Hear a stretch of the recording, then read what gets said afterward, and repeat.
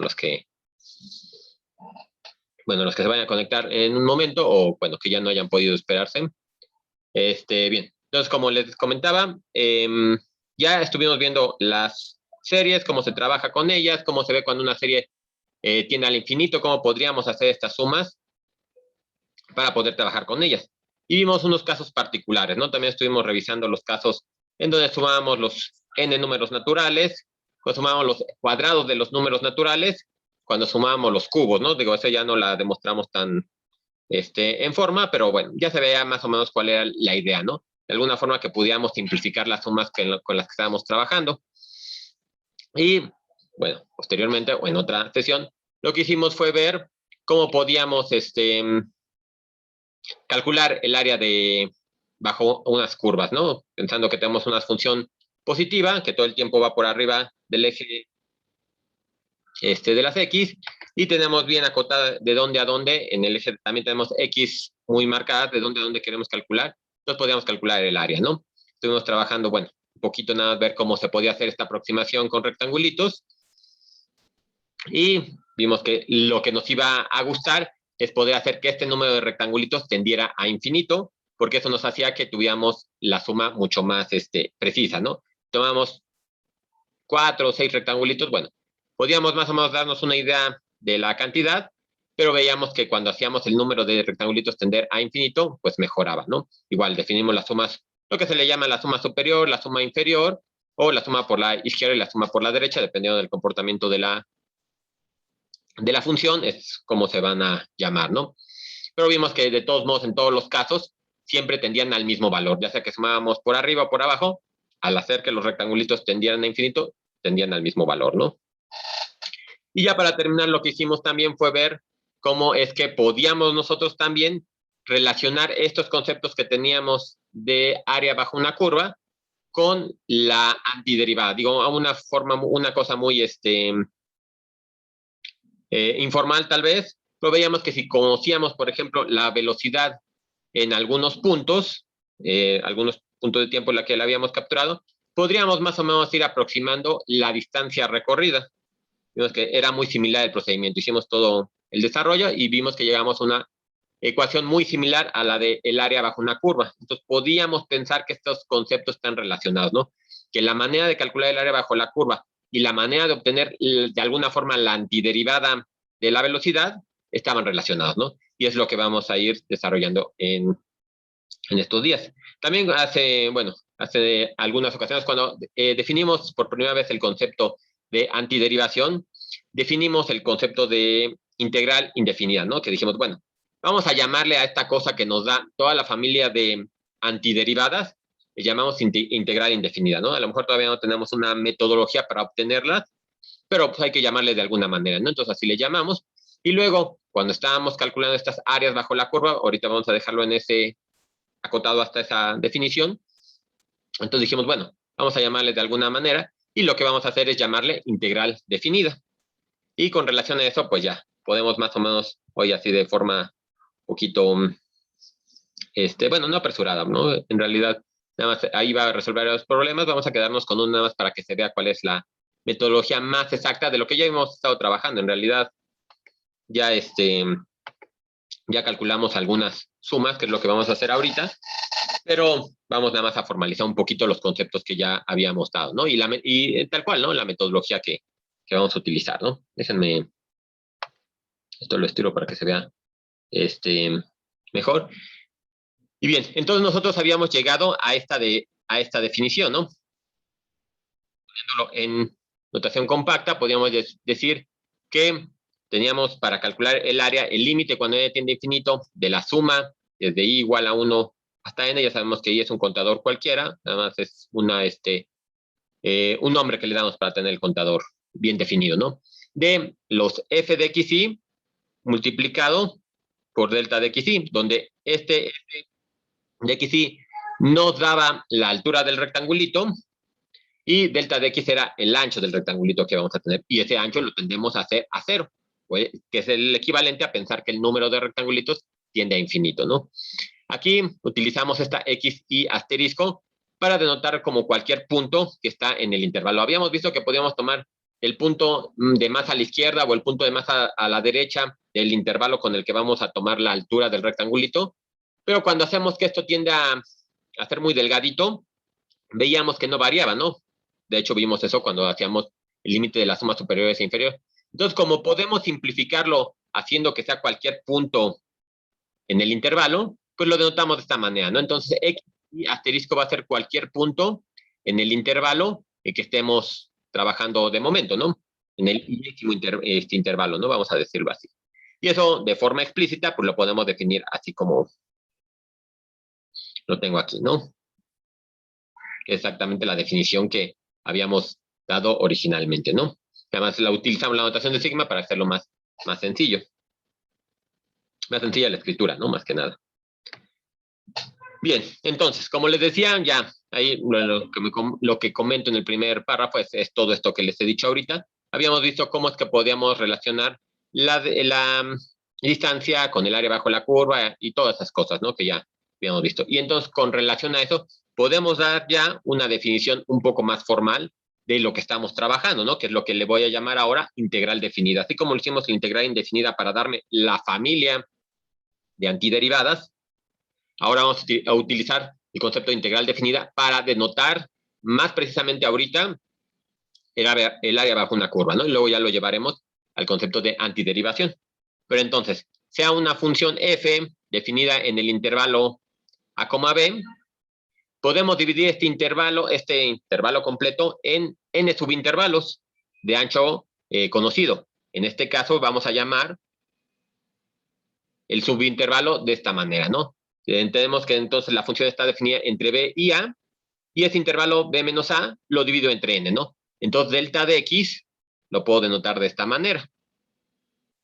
Y bueno, nada más algo para que quede como más explícito, nada más es como un tecnicismo, pero tenerlo en cuenta, que x0 lo tomo igual a y xn lo tomo igual a b, es decir, que estoy tomando todos los puntos, ¿no? Desde el primer valor hasta el último sin omitir ninguno, ¿no? Y como le decía, los x y asterisco van a ser un punto en el intervalo. Entonces, con todo esto yo puedo decir que la integral definida, que va a ser una integral que se denote de esta manera, está bueno, directamente definida por esto, ¿no? Que es lo que ya habíamos visto, que es el área bajo la curva se define de esta manera. Y a diferencia de la integral que habíamos definido anteriormente, la integral definida, ahora vamos a darle unos conocidos límites de integración. Nosotros sabemos de dónde a dónde estamos considerando esta área. Entonces los denotamos en esta notación que utiliza Leibniz. Es una notación muy compacta, muchos de ustedes seguramente ya la conocían. Y entonces lo único que hacemos es cambiar este signo que teníamos de la suma, del sigma, por una S estilizada, digámoslo así, ¿no? Nada más para considerar que esa suma está tomando el infinito. Entonces tenemos la suma que va desde A hasta B de la función, y aquí nada más denotamos, este de x viene heredado directamente de los anchos de los rectangulitos por como lo definimos, ¿no? Pero aquí, al igual que la derivada, decíamos que tenemos todo el operador, la d entre la dx, por ejemplo, o sea, todo eso, se me lo pongo aquí chiquito nada más para, ahorita lo borro. Todo esto es el operador derivada, y así lo trabajamos completamente, ¿no? En algunas ocasiones a lo mejor podemos relajar la notación si empezamos a pensar más en diferenciales que en derivadas, pero oficial, este es el operador de derivada y tenemos que siempre manejarlo completo.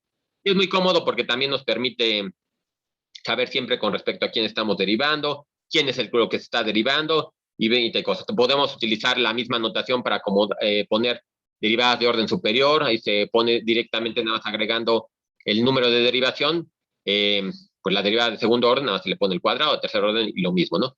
Entonces es una notación compacta y bastante buena, ¿no? Entonces tenemos esa notación para la derivada y de la misma manera vamos a utilizar la notación para las integrales.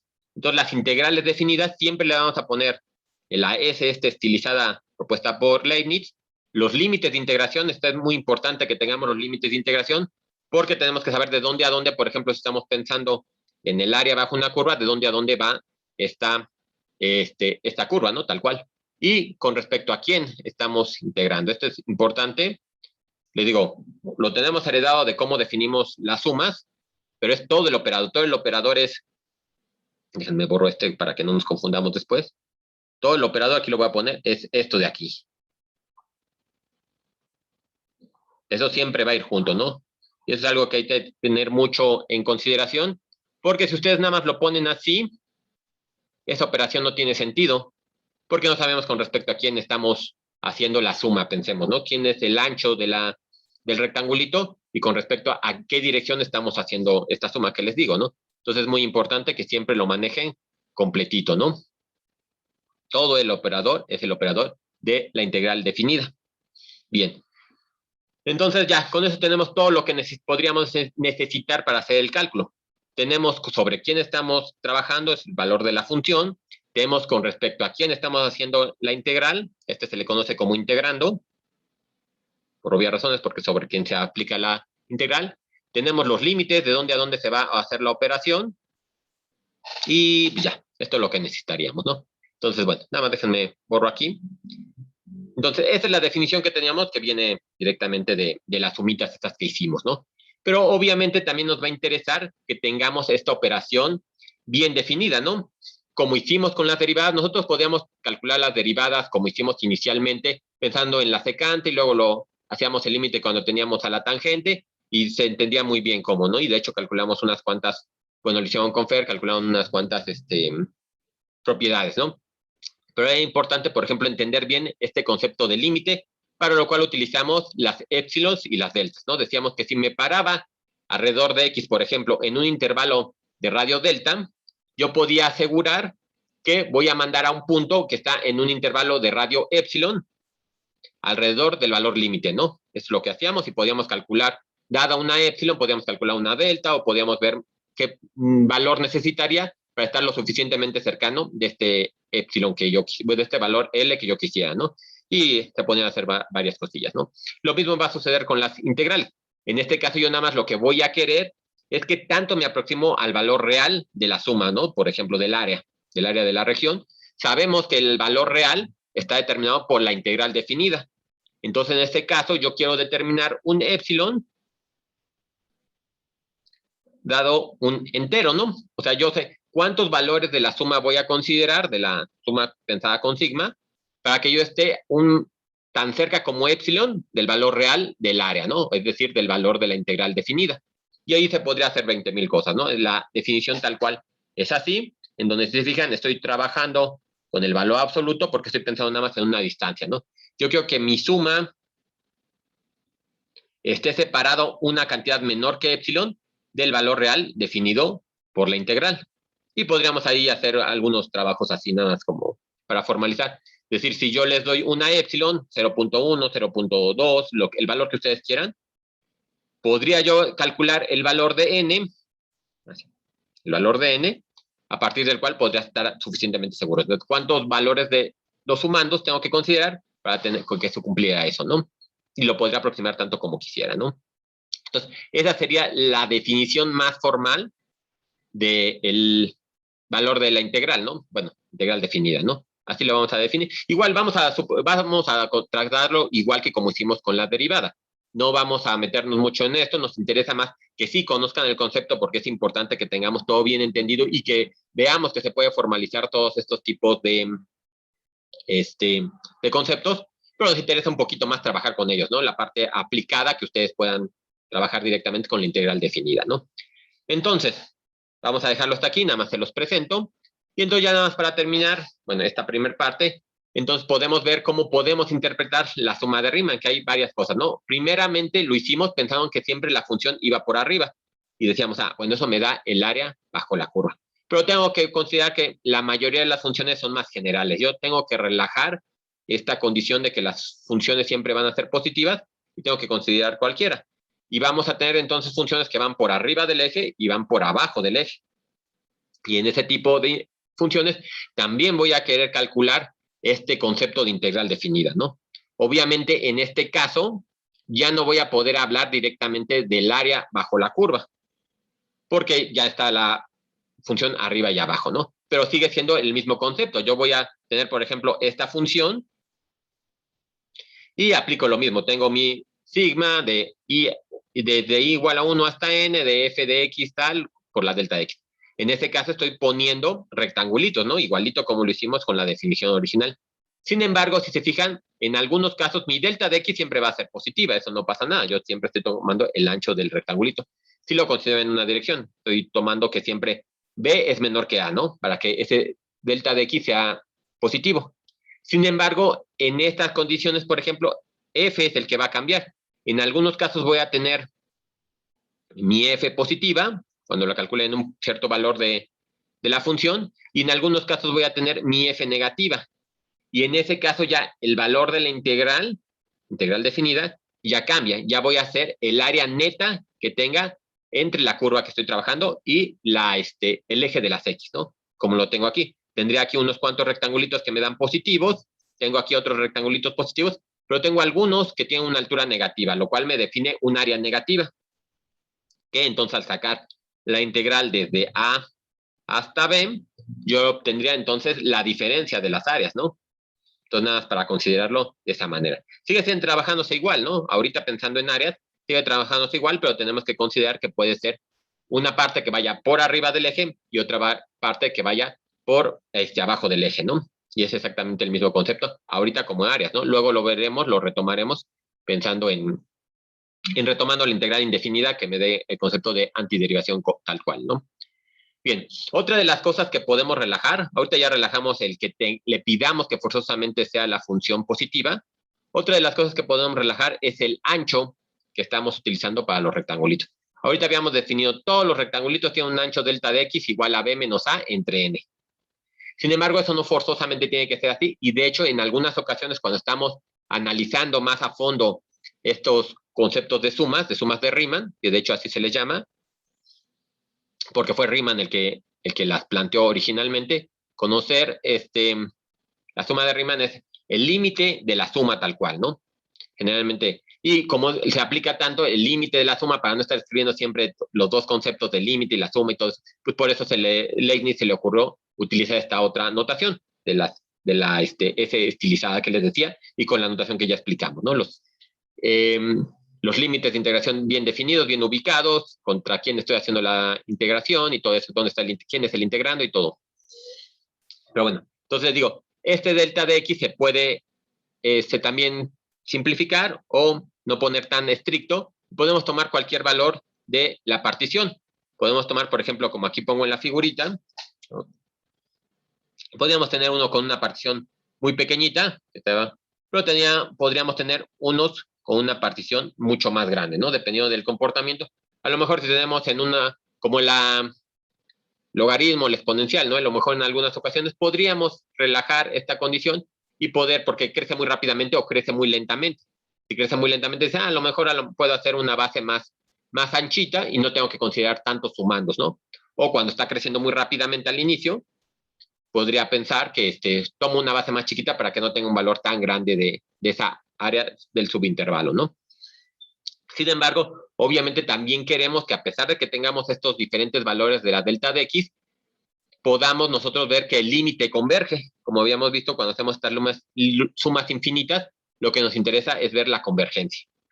Para lo cual, entonces, podemos hacer la definición de esta manera, que es una definición más formal y más precisa de las sumas de Riemann, ¿no? Es decir, pues, como no sabemos cuánto valen cada una, porque cada uno tiene su diferente ancho del intervalo, vamos a tomar el máximo, que tenga el ancho más grande del intervalo, ¿no? Y ese ancho, ese intervalo con el máximo ancho, lo hacemos tender a cero. Si el intervalo con el mayor ancho tiende a cero, obviamente los intervalos más pequeñitos también van a tender a cero, ¿no? Porque todos están acotados por ese máximo valor. Ese se le llama en algunos casos el máximo del delta X, en algunos casos le llamamos la norma, ¿no? Pensando también que podemos utilizar la norma de un valor, déjenme así, como un cambio un poquito drástico, nada más para definir norma. Recordarán que tenemos un vector, por ejemplo, digo, para lo de prepa, ¿no? Lo vieron un poquito, a lo mejor lo han visto un poquito con RS también. Tengo un vector definido así, y si yo, déjenme lo escribo más explícitamente, ¿no? Vector de x, y. Es decir que es x, y sus entradas, tiene un valor de x y un valor de y, ¿no? Eso nos permite poner, si tengo un origen, me da la flechita, ¿no? Con la punta de la flechita en x, y, ¿no? Muy muy general, ¿no? Entonces, si yo quiero calcular la norma de este vector, bueno, lo voy a poner así para que no ocupe tanto espacio. Esto sería la raíz cuadrada de x cuadrada más y cuadrada, ¿no? Entonces, eso es la norma. Y eso es lo que estamos pensando que podemos hacer. Si se fijan, es exactamente la distancia. Si estoy trabajando sobre el eje de las x, pues mi y es igual a 0 y tengo que exactamente la raíz cuadrada de x cuadrada es el valor de x nada más, ¿no? De hecho, eso lo definimos como el valor absoluto, ¿no? Directamente es la definición de valor absoluto. Entonces, yo sabría exactamente qué distancia estoy sobre el eje x del origen. Pero con esta definición yo también podría ponerme en el plano XY, ¿no? Y podría tomar entonces ahora x más lo que manda en y y puedo definir todas las magnitudes de los vectores. ¿Y por qué nos interesa o por qué me interesa que hacer esto definición un poco más formal, que se vea que este concepto lo puedo también trabajar con el concepto de norma? Porque obviamente estas integrales lo que vamos a querer es luego llevárnoslas a un futuro a varias variables. Ustedes van a ver, por ejemplo, en Mate 2, que de las derivadas que ya trabajamos, ahora vamos a trabajar con derivadas de varias variables. Y van a definir o vamos a definir lo que se conoce como derivada parcial, ¿no? Y entonces, ahorita estoy definiendo derivadas con respecto de x, todas las derivadas con respecto de x, y bueno, en algunas ocasiones la derivación implícita con respecto de y. Pero ya cuando tengo una superficie, por ejemplo, completa, a lo mejor voy a querer sacar la tangente, el plano tangente de esa superficie. Entonces tengo que ver cómo cambia en x, cómo cambia en y, a lo mejor cómo cambia en z en algunos casos, y para eso se define la derivada parcial, ¿no? Digo, ya se entrará en detalles, pero para que vean, ¿no? Que se quiere hacer siempre esta generalización. Lo mismo va a ser con las integrales. Ahorita estamos, o vamos a empezar a definir integrales en una dimensión, siempre con respecto a x, por cómo estamos trabajando. Aunque x es una variable muda, ¿no? Como decíamos con la derivada, yo puedo hacer mi función que dependa de cualquier valor. Y la derivada, por ejemplo, hacíamos x, en algunos casos les puse r, s, para que vean, o en otros casos le pusimos t, ¿no? Para que relajar este concepto también. Las integrales va a ser lo mismo. Ahorita estoy calculando áreas bajo una curva. Pero imagínense ahora que tengo toda una región, voy a poder a lo mejor calcular volúmenes con una integral doble. O voy a querer hacer integrales triples. Para lo cual entonces tengo que denotar bien quién es mi, por eso también es importante que quede bien explícito siempre el valor con el que se está haciendo la integral, ¿no? Va a tener integrales con respecto de x, integrales con respecto de y, integrales con respecto de z, y eso me va a dar una triple integral que, bueno, luego ya se trabajará de alguna forma, ¿no?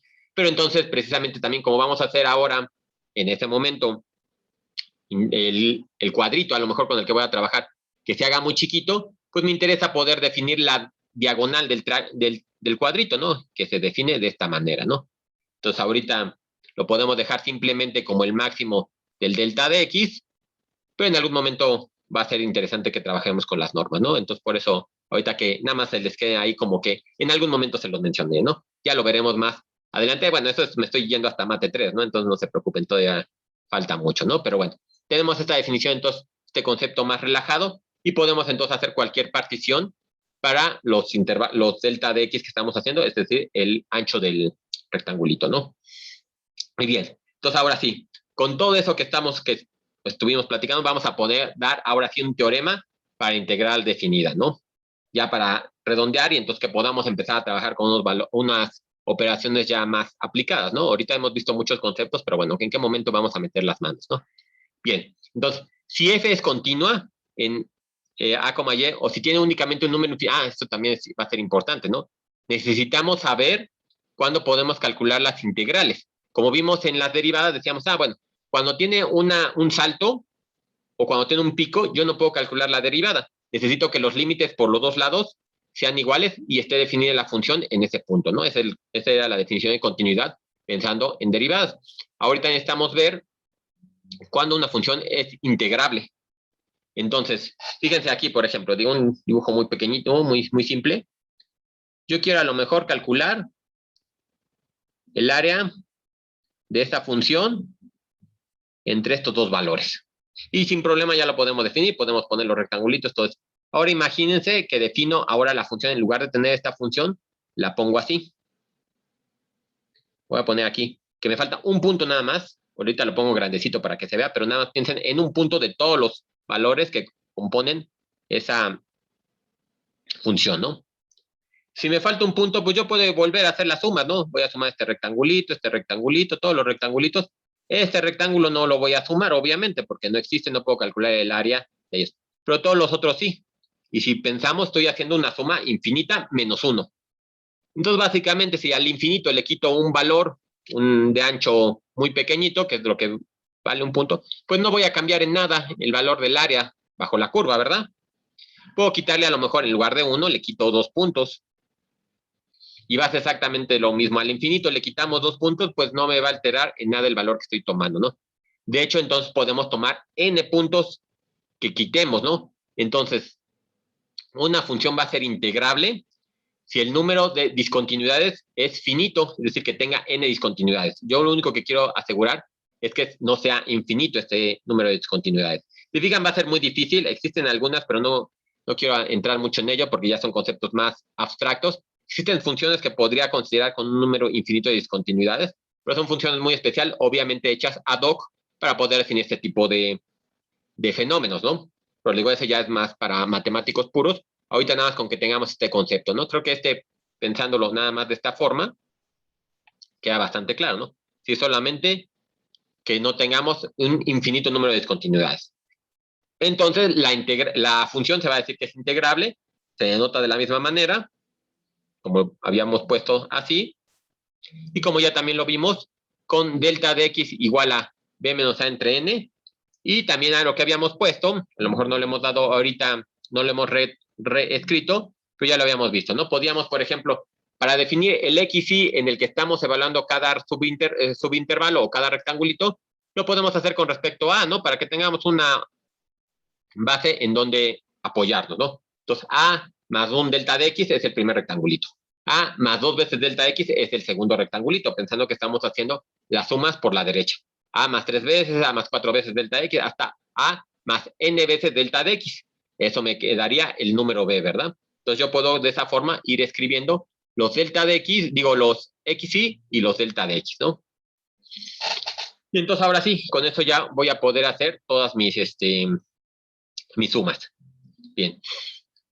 Hasta aquí, digamos, la parte teórica. No sé si hay alguna duda. De hecho, básicamente ahorita lo único que hice fue retomar los valores que ya habíamos, y los conceptos que ya habíamos dado las clases pasadas, estos de suma, de las integrales, del área bajo la curva. Nada más en algunos casos, a lo mejor formalizarlo de poner la definición así bien explícita, bien compacta, ¿no? Y, por ejemplo, ahorita que dimos la definición de una función integrable, ¿no? Pero exactamente hemos trabajado con los mismos conceptos. Bien, si no hay duda de estos conceptos, digo, aquí también es mucho de eso que, así como estamos más o menos planteando el curso, digo, eso desde el inicio, muchas de las cosas es más bien, obviamente como habrán visto, nos interesa más bien la parte aplicada, es decir, que les pego el problema y ustedes lo resuelven y veo, o lo que se quiere ver es que sepan utilizar las herramientas. A lo mejor algunas cosas de conceptos, muchos de ustedes a lo mejor dicen, no, eso a lo mejor en 3, 4 meses no me voy a acordar de este concepto, por ejemplo, del de la definición formal de integral pensada con épsilon y deltas. Pero en algún momento ustedes saben, sí, yo recuerdo que eso me lo definieron y está bien justificado todo esto, ¿no? Entonces, es más que nada lo que queremos de momento para este tipo de cursos, ¿no? La parte formal, muy matemático puro, que la conozcan, aunque a lo mejor de alguna forma por el momento, a lo mejor algunos luego se empieza a adentrar un poquito en las matemáticas, ya dependerá de cada uno de ustedes, pero que sí sepa que existe este concepto, ¿no? Y que lo más importante, sepa manejarlo, ¿no? Sepa manejarlo y resolver los problemas. Entonces, por eso pues digo, y bueno, hago ese paréntesis para que, bueno, porque a lo mejor alguno pues, es que no le estoy entendiendo bien esta parte de las definiciones. O sea, me interesa más que nada hay que me vayan siguiendo y que no sea un concepto completamente ajeno a ustedes cuando se logre o cuando se llegue a retomar en un futuro. Ahorita, por ejemplo, para las derivadas, a lo mejor muchos no se acuerdan mucho del concepto formalmente, el concepto de continuidad, pero una derivada sin problema la pueden resolver, ¿no? O si les doy, por ejemplo, el valor absoluto de x y les pido calcular la derivada en el cero, a lo mejor te dices, no me acuerdo muy bien los casos en los que no, o las razones por las que no se puede calcular el límite en el origen, pero me acuerdo que ahí no existe una derivada, ¿no? Cosas por el estilo, ¿no? Sí, muy generales en algunos casos, en otros sí que sean un poquito más pues que tengan la experiencia y la pericia de manejar las derivadas, las integrales muy rápidamente. Es lo que es nuestra, ¿cómo se podría decir? Lo que nosotros deseamos hacia el final del curso, ¿no? Que puedan, si les dan una función cualquiera, ustedes la puedan derivar sin problemas, una ecuación explícita, implícita, paramétrica, que la puedan derivar sin problema y analizar la función. Lo mismo vamos a querer con las integrales, que sepan que están bien fundamentados todos estos conceptos, pero más que nada, que si les doy una función, ustedes pueden encontrar la integral indefinida o la integral definida, dependiendo del caso de lo que se quiera hacer, ¿no? Igual, de todos modos, si pueden echarle un ojo más adelante por si llega a haber cualquier otra duda, la podemos discutir, ¿no? Estas cosas siempre son muy interesantes porque les digo, también lo que queremos es que no sean cajas negras. Por eso está toda esta base de las matemáticas, ¿no? Bien, déjenme resolver un último problema el día de hoy para no hacerlos tan pesado y que puedan un poquito descansar como, bueno, como siempre lo hemos hecho, que tengan de 10:30 por lo menos o 10:40 a las 11 antes de la siguiente clase, pero que sí hayamos podido cubrir estas definiciones, ¿no? De esa forma ya el próximo viernes, bueno, mañana mismo ya podemos hacer unas cuantas operaciones más sencillas y ya después ya podemos irnos a trabajar con las propiedades de las integrales, ¿no? Que es como hicimos con las derivadas. Primero definimos la derivada, luego como las técnicas de derivación. Ahorita igual, ¿no? Definimos toda la parte de integrales y luego vamos a ver las técnicas de integración, que luego es un poquito más...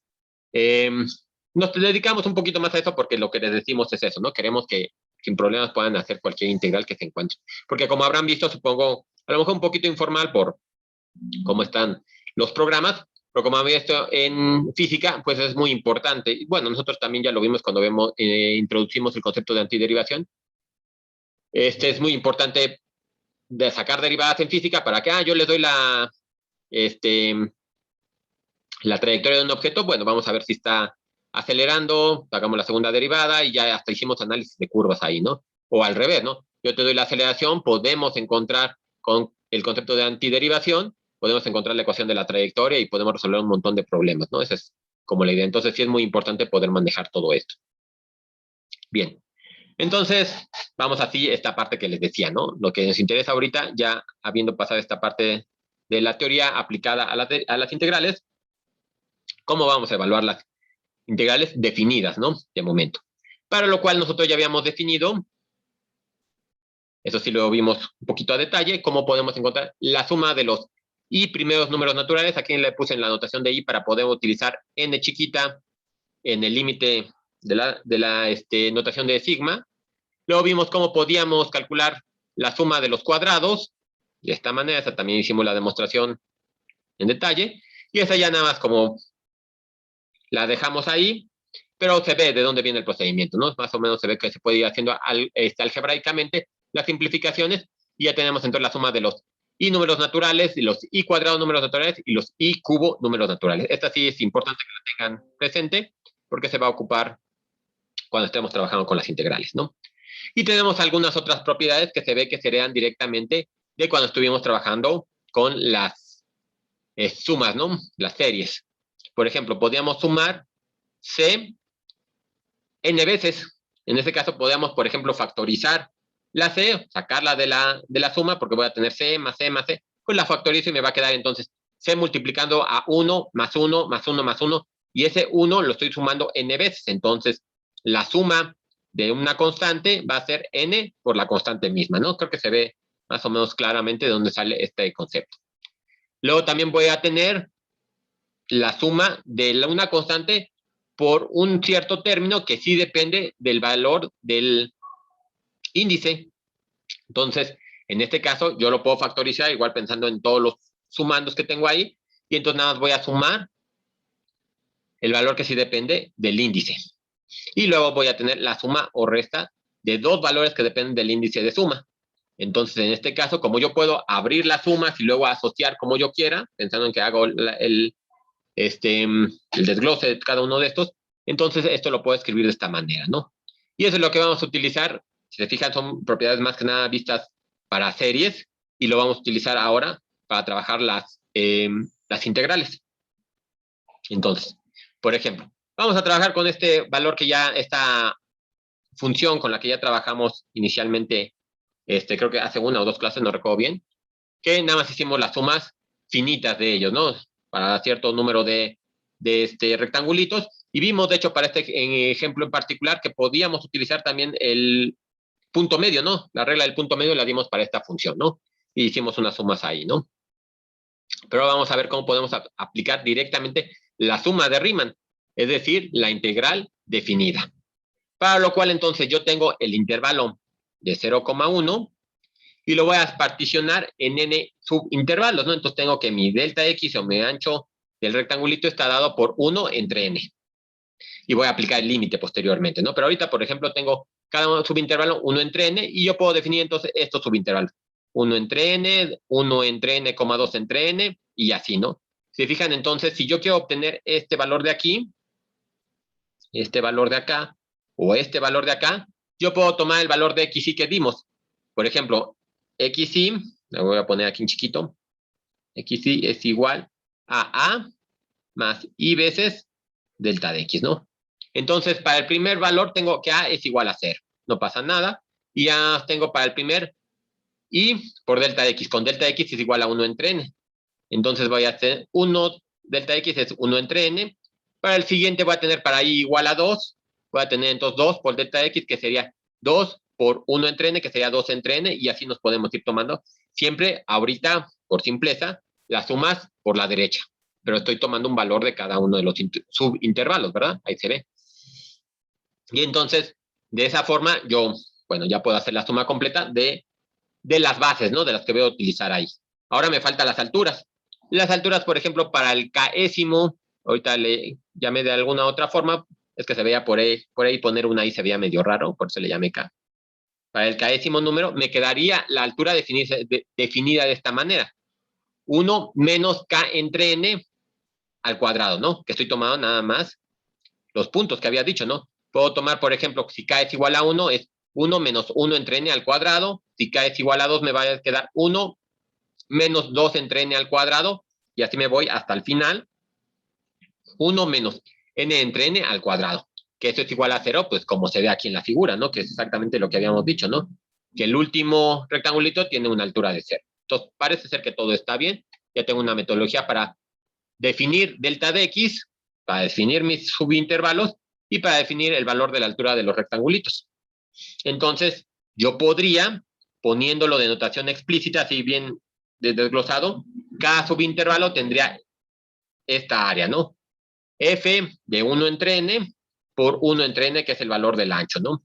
Luego F de 2 entre n por 1 entre n, que otra vez, ¿no? Este me vuelve a dar el otro delta de x, y así voy sumando cada uno de los delta de x. Hasta aquí sería como el késimo. De hecho, aquí, si soy más estricto, déjenme lo muevo esto un poquito. Un segundo. Bueno, es que se trabó. Lo bueno es que como pongo ahí el késimo intervalo, entonces en realidad esto tendría que ponerlo hasta acá. Para que sea más claro.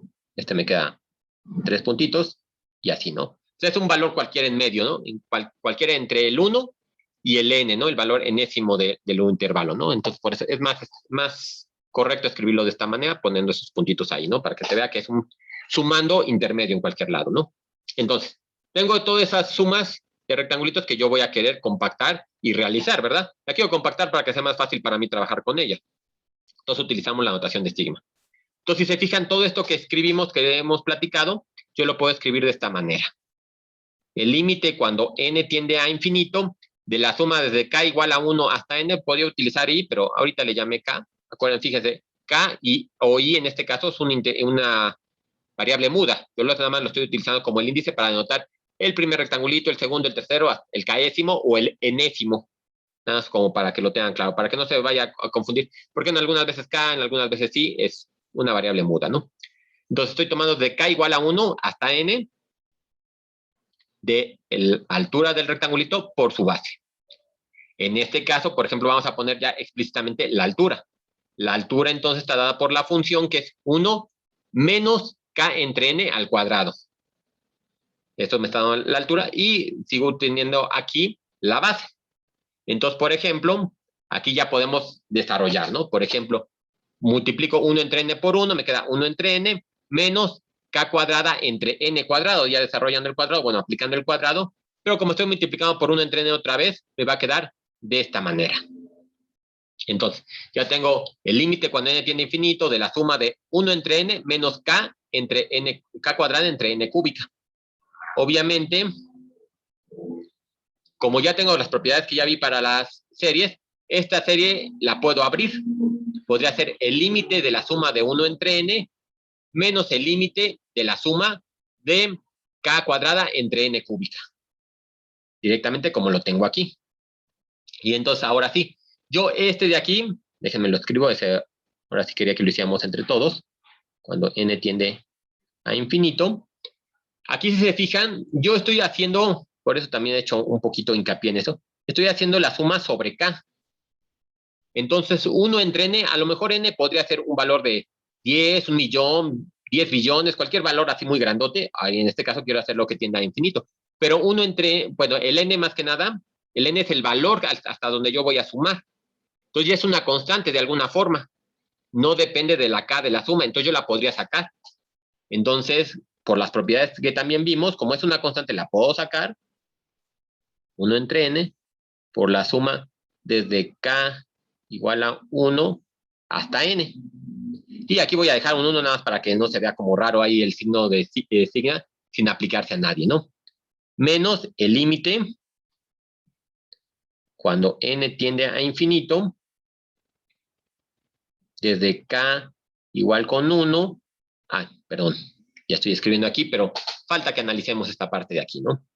Aquí tenemos exactamente lo mismo que en el caso pasado. Yo 1 entre n cúbica ya lo puedo considerar como una constante, porque el n, les digo, es hasta dónde voy a contar. Entonces lo podría sacar de la suma. Déjenme entonces reescribo, bueno, nada más le hago espacito aquí para ya no escribir. Ya digo, ya no borrar. Entonces yo podría poner aquí 1 entre n cúbica. Y la suma está aplicada para los k cuadrados números naturales, ¿no? Que estoy contando así, cada uno de los rectangulitos. Y entonces ahora sí, yo podría hacer esta suma y podría hacer esta suma. Y entonces mi pregunta para ustedes, ya para ir terminando este problema, ¿cuánto vale esta suma? Esto que tengo aquí entre llavecitas, ¿no? De hecho, déjenme ir poniendo el límite mientras alguien se anima a decir o alguien lo visualiza. ¿Cómo podría poner todo este valor si quieren? Como lo quieran ustedes ver. 1 entre n por la suma desde k igual a 1 hasta n de la suma de varios unos. ¿Esa suma cuánto vale? ¿Alguien más o menos como que se le ocurre qué valor podría tener la suma? O sea, nada más el valor de la sigma o ya todo lo que tengo aquí entre la llave que tengo en negro. ¿Cuánto valdría todo eso? Se ve que si yo sumo 1 más 1 más 1 más 1, voy a tener n valores aquí, ¿verdad? Entonces me va a dar n, exactamente. 1 más 1 más 1 me va a dar n. Entonces, ahí.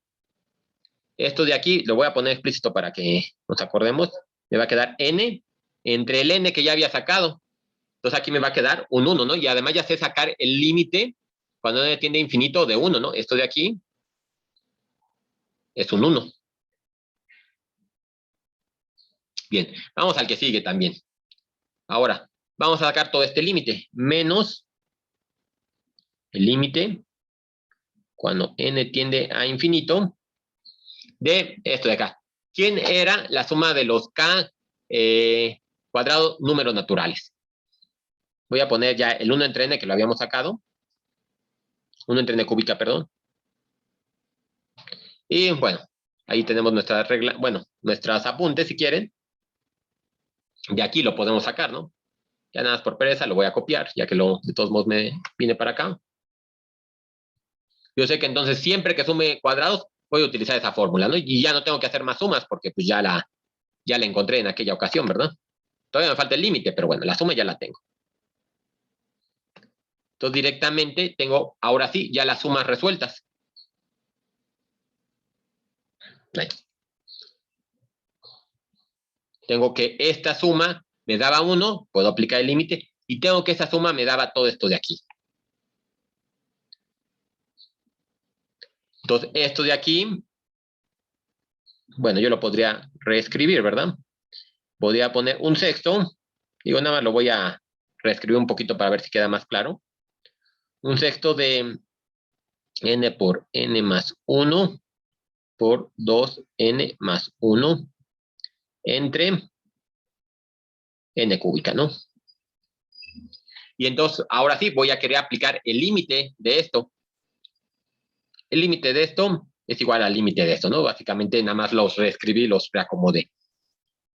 Entonces, ahora sí, esto lo voy a ver como 1 menos, si se fijan al aplicar el límite, ahorita ya lo voy a hacer rápido, pero bueno, a ver si más o menos alguno de ustedes lo puede ver. Se fijan aquí cuando haga la multiplicación, aquí me va a quedar n cuadrada más n, que multiplica a 2n más 1.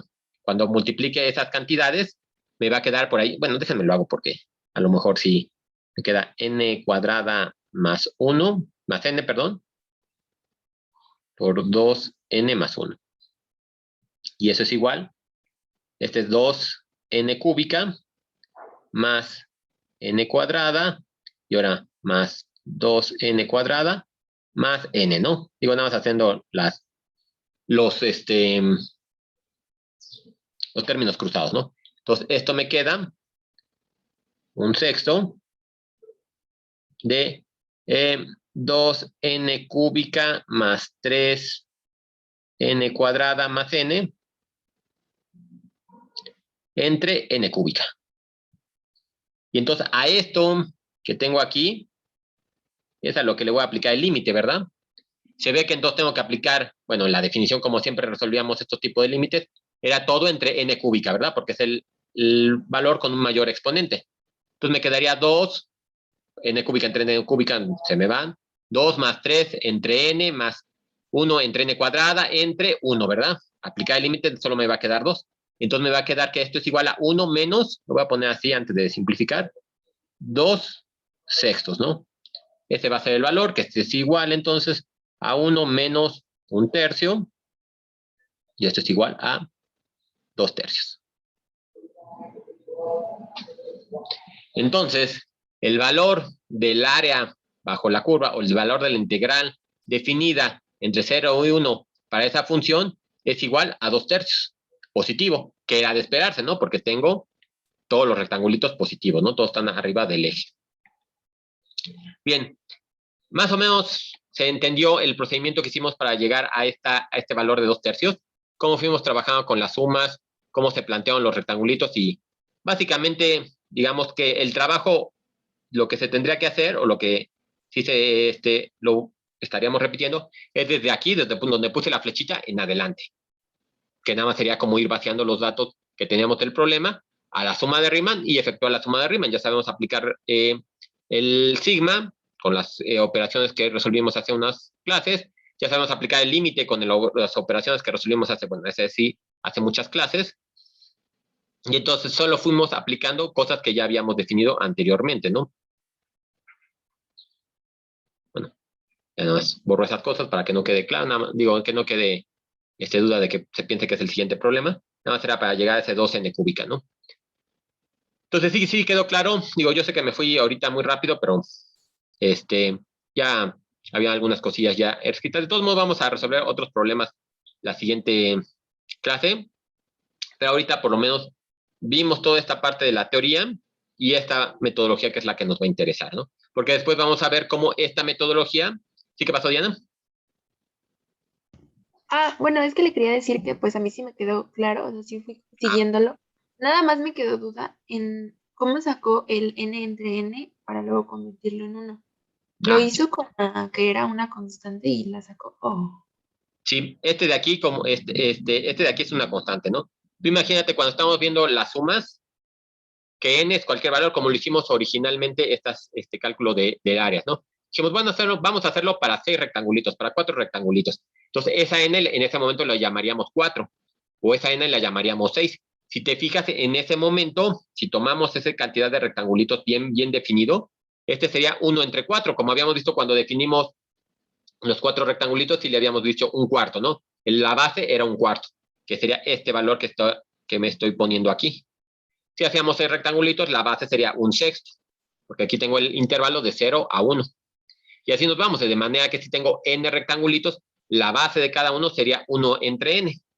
Pero en este caso, por cómo tengo definida la función, con este valor aquí, entonces yo lo que podría poner, entonces factorizo ese 1 entre n, que es la base, y la altura me va a quedar 1, ¿verdad? 1 aquí, que es exactamente lo que estoy sumando. Y entonces ahora sí, por las propiedades que habíamos visto, voy a hacer 1 más 1, si tuviera 4, como los 4 rectangulitos que habíamos visto, sería 1 más 1 más 1 más 1, y eso me daba 4. Y ya, exactamente. Resolvimos la suma al hacer la suma de esos 4 términos. Cuando tenemos n términos, entonces voy a hacer 1 más 1 más 1 n veces, me va a salir n. Entonces, esta n sale directamente de hacer la suma de 1 n veces. Y entonces queda ya nada más multiplicando al 1 entre n que tenía de la base que había definido, ¿no? Esta suma sí me queda muy sencilla con ese contexto, ¿no? Pero sí, también, como dices, estamos ocupando esta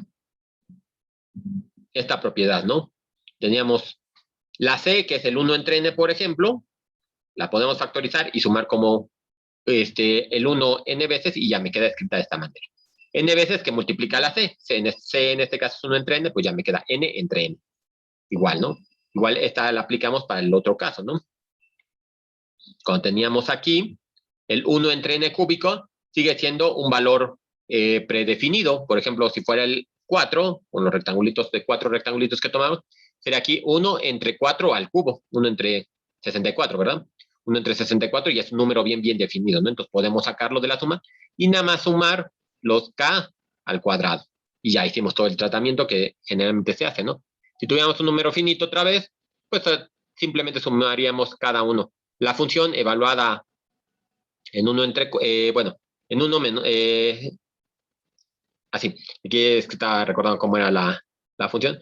La función evaluada en 1 menos un cuarto al cuadrado, y bueno, y todo eso, ¿no? Y obteníamos esto de acá.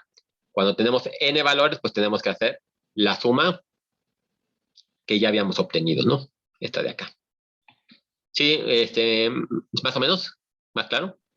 Sí, ya quedó claro. Gracias, profesor. Sí, y vamos a ver otros ejemplos más interesantes, ¿no? Ahorita nada más quería, pues no desaprovechar la clase, o de alguna manera sí, tener eso. Pero, por ejemplo, si alguien tiene interés o tiene tiempo al rato de hacerlo, intente calcular ahora las sumas de Riemann para esta función, una función un poquito más compleja. Teníamos hace rato el cuadrado y que todo iba por arriba. Ahora vamos a tener x cúbica menos 6x, que si nos fijamos, cuando grafiquemos, tengo esta función, ¿no? Entonces, si se fijan, tiene un valor de un área muy, bueno, bastante grande, digo, nada más por ver así tamaño de cantidad de azul que se ocupó para iluminar y cantidad de rojo, se ve que lo que está abajo del eje es mayor que lo que está arriba del eje. Aquí estamos haciendo el integral de 0 a 3. Entonces, es muy plausible que vayamos a tener un integral con un valor negativo, porque va a ser que voy a tener el valor de A2 y el valor de A1. Bueno, el valor de A1 menos el valor de A2, con A2 más grande que A1. Entonces me va a salir una cantidad negativa, ¿no?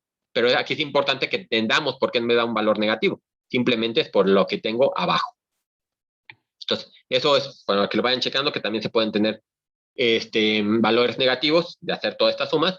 Y luego esta de acá, ¿no? Esta también está interesante por dos cosas, ¿no? Una, porque aquí, por ejemplo, yo le estoy dando los valores bien definidos. ¿Quién es mi función? ¿Quién es mi intervalo? De esta manera.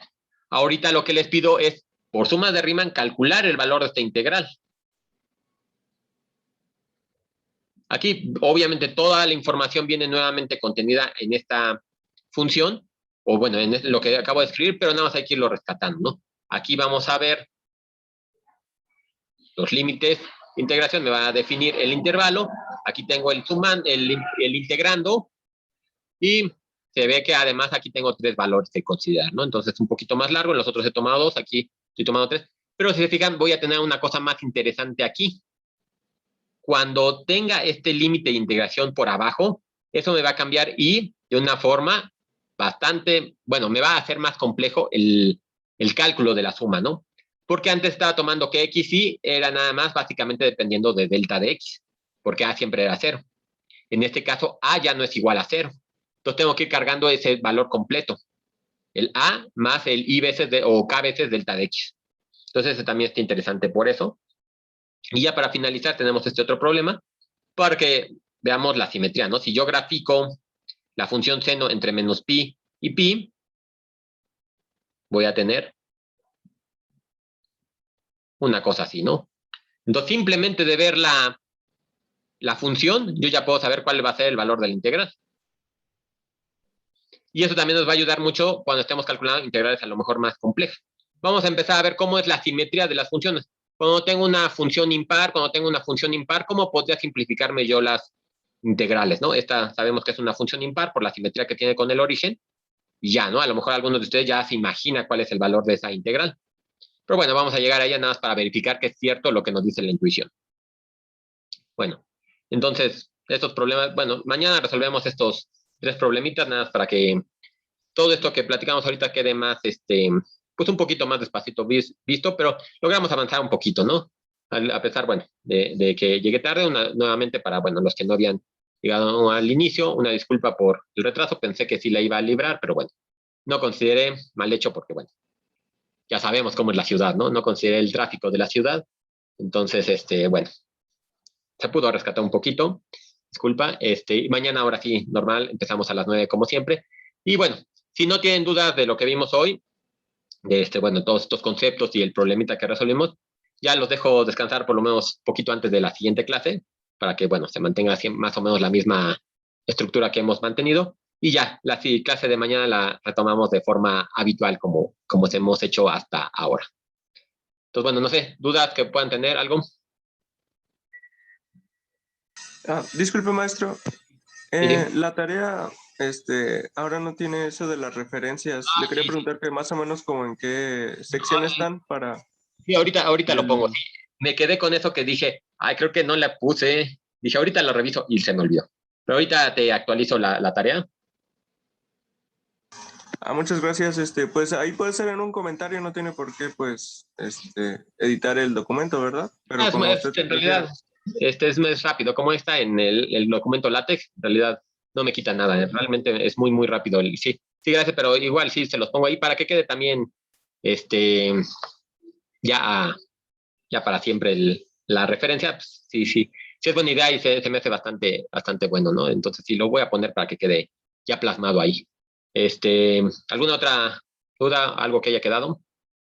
Vayan checando los problemas de la tarea por si hay dudas. En esta parte a lo mejor ya más específico, donde les pido calcular la suma de rima, ¿no? Ahí tienen un intervalo interesante.